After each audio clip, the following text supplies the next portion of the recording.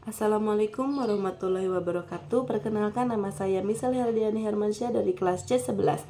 Nomor induk mahasiswa saya adalah 101211358. Di sini saya akan menjelaskan materi mengenai Ma'rifatul Quran, di mana untuk mengempu tugas evaluasi tengah semester pendidikan agama Islam. Yang pertama, ada definisi Al-Quran itu sendiri. Menurut bahasa, Al-Quran berarti bacaan, ya sebagaimana tertulis pada Al-Quran ini, ya dikemukakan dalam Al-Quran. Dan menurut istilah, Al-Quran adalah kalam Allah, yang dimana berarti mukjizat dari Allah Subhanahu wa Ta'ala yang diturunkan kepada Nabi kita, kalbu kita, Nabi Muhammad SAW.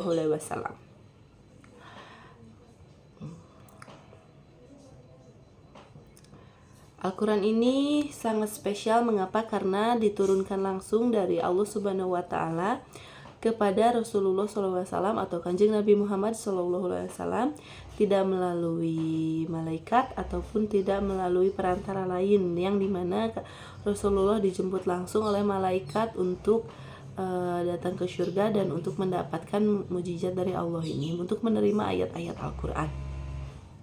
Dan Al-Quran adalah kalamullah. Kalamullah ini adalah sebuah mukjizat dari Allah Subhanahu wa Ta'ala untuk para nabi, untuk para rasul, untuk membuktikan kenabiannya. Dan Al-Quran sendiri ini diturunkan untuk menyempurnakan kitab-kitab sebelumnya seperti Injil, Taurat, Zabur.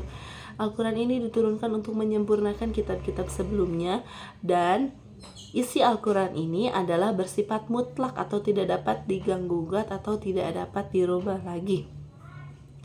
Karena memang dalam isi Al-Quran itu berisi mengenai kebenarannya atau pelengkap penyempurna kitab-kitab sebelumnya. Yang selanjutnya ada Al-Mujiz atau mujizat. Mujizat adalah hal yang luar biasa yang diberikan kepada Nabi sebagai bukti para kenabiannya. Dan Al-Quran adalah mujizat dari Allah Subhanahu wa Ta'ala untuk Kanjeng Nabi Muhammad SAW.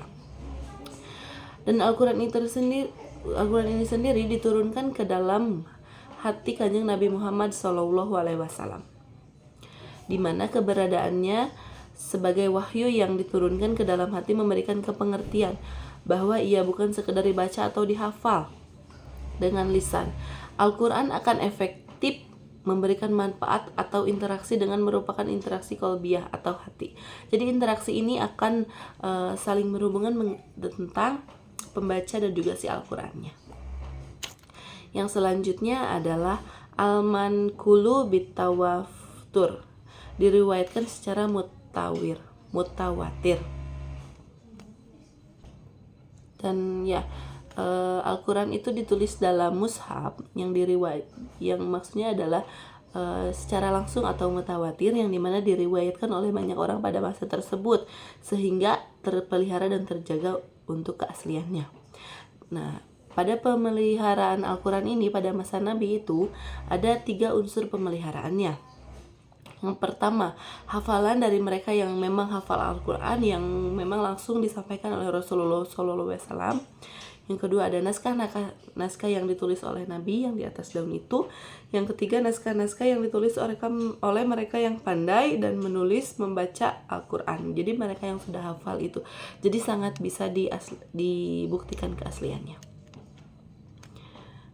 Selanjutnya ada membaca Al-Quran itu bernilai ibadah. Karena memang beberapa dari kita mungkin hanya tahu membaca Al-Quran itu akan dapat pahala, karena pada kenyataannya membaca Al-Quran itu adalah ibadah dan kewajiban bagi setiap muslim. Siapa yang membaca satu huruf di Al-Quran, maka baginya akan diberikan kebaikan menjadi 10 kali lipat lebih besar. Ketika kita membaca satu huruf Al-Quran, akan diberikan oleh Allah pahala atau kebaikan 10 kali lebih besar dari apa yang kita baca di dalam ayat Al-Quran tersebut. Itu disampaikan oleh hadis riwayat Tirmizi. Mengenal Al-Quran ini dengan mengenal siapa penyampainya dan siapa penciptanya. Untuk kita yang ingin dekat dengan Allah dan kita mengenal Allah lebih dekat atau secara langsung, maka dari itu kita harus membaca, menghafal, dan mengamalkan Al-Quran. Mengenal Al-Quran ini juga memberitahu pada kita bagaimana memaknai hidup sesuai dengan keinginan Tuhannya atau keinginan Allah Subhanahu wa Ta'ala, yang memang pada dasarnya memang sudah ada dalam aturan-aturan atau pos-pos yang sudah ditentukan oleh Allah, seperti kewajiban kita sebagai seorang muslim. Dan dengan Al-Quran sendiri ini, manusia memiliki buku petunjuk yang bisa menuntunnya ke dalam kebahagiaan yang kekal. Untuk materi yang kedua atau materi selanjutnya adalah akhtaru nisyanil Quran, atau bahayanya kita untuk melupakan Al-Quran, bahaya-bahayanya. Di sini saya mencatat, mengambil dari materi, saya mengambil 10 bahaya bagi kita yang melupakan Al-Quran. Yang pertama adalah dahlalun mubin, atau kesehatan yang nyata. Yang kedua ada dahikun hajarun, atau sempitnya dada atau hati kita. Yang ketiga ada ma'isyatun dakun, atau kehidupan yang serba sulit atau dipersulit oleh Allah. Yang keempat ada umyul basyiroh, atau butanya mata hati kita. Yang kelima ada kaswatul qalbi, atau kerasnya hati kita. Yang keenam ada dulmun wa zulun, atau kegelapan dan kehinaan yang ada pada diri kita. Yang ketujuh ada subatus syaiton, menjadi sahabatnya setan. Kedelapan ada anisyan, atau orang yang lupa diri. Kesembilan ada al-fusuku, atau munculnya kefasik-fasikan pada diri kita. Yang terakhir atau ke-10 ada anfaq, atau kemunafikan. Jika kita menjadi orang yang melupakan Al-Quran, nah itu ada beberapa bahaya yang akan kita dapatkan. Berarti kita akan masuk kepada golongan orang-orang yang munafik, orang-orang yang buta hati, orang-orang yang keras hati, orang-orang yang selalu ada dalam kesulitan, dan orang-orang yang menjadi sahabatnya setan. Untuk materinya, yang pertama ada dahlalun mubin, atau kesesatan yang nyata. Kepada kita yang melupakan Al-Quran akan menjadi orang yang sesat.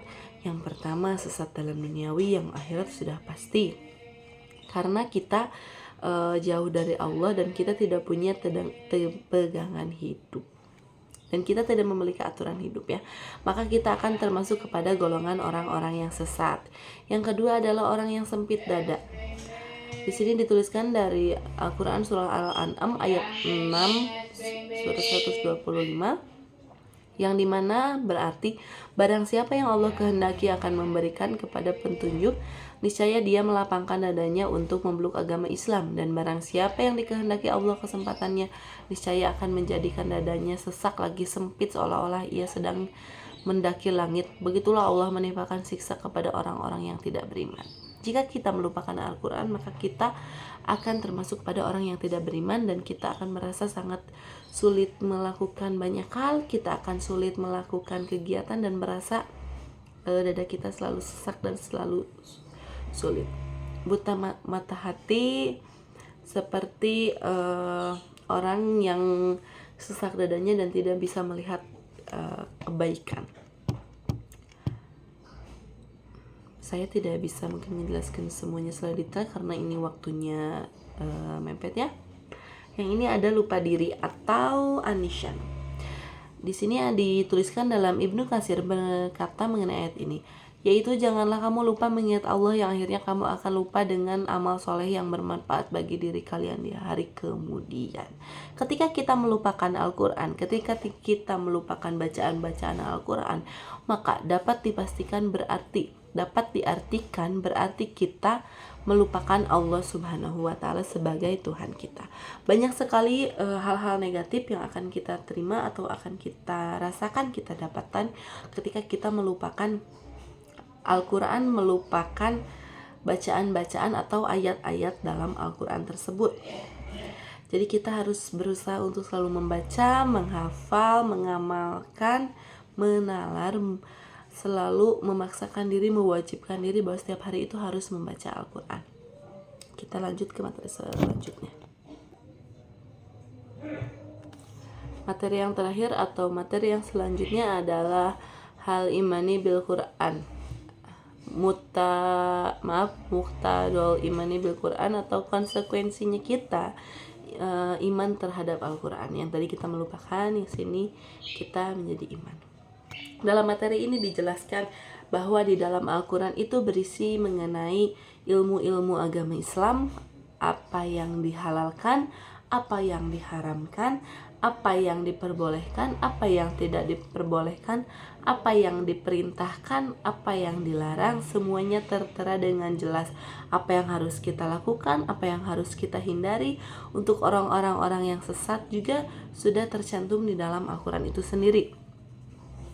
Jadi disebutkan dalam juz 14 halaman 161 dikatakan bahwa Al-Quran ini telah Allah turunkan kepadamu wahai Muhammad SAW, bahwa menjadi sebuah panduan atau apa yang dibutuhkan oleh manusia dan umat-umat di akhir zaman seperti kita ini.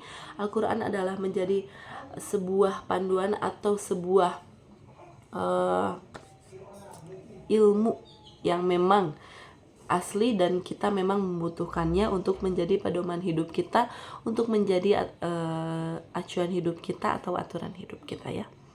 Dan Al-Quran ini akan mendatangkan kabar-kabar gembira kepada mereka yang membacanya. Mengapa? Karena mereka akan mendapatkan kebaikan, dan mereka akan memberitahukan kabar gembira ini kepada orang-orang mereka yang menghafalnya, yang mempelajarinya dengan baik. Karena siapa yang mempelajari Al-Quran maka akan mendapatkan kabar gembira di kemudian hari. Mungkin hanya sedikit yang dapat saya sampaikan. Mohon maaf atas segala kekurangan. Wabillahi taufik wal hidayah. Wassalamualaikum warahmatullahi wabarakatuh. Mohon maaf atas segala kekurangan. Terima kasih.